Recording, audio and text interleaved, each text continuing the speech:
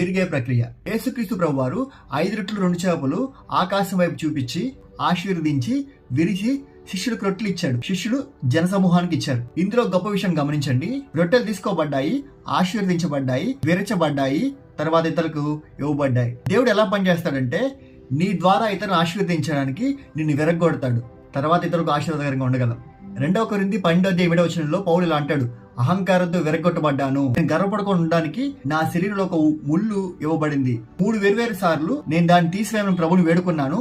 ప్రతిసారి నీకు కావాల్సిందల్లా నా శక్తి, నా కృప నీ బలహీనతల్లో ఉత్తమంగా పనిచేస్తాయి. కాబట్టి ఇప్పుడు నా బలహీనతల గురించి గొప్పగా చెప్పుకోవడానికి నేను సంతోషిస్తున్నాను. తద్వారా క్రీస్తు యొక్క శక్తి నా ద్వారా పనిచేయగలదు. ఎందుకంటే నేను బలహీనంగా ఉన్నప్పుడు నేను బలంగా ఉంటాను అన్నాడు.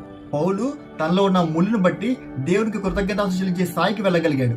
ఆయన ఆశీర్వాదం మీరు అనుభవించాలంటే ఆయన విరగొట్టే ప్రక్రియ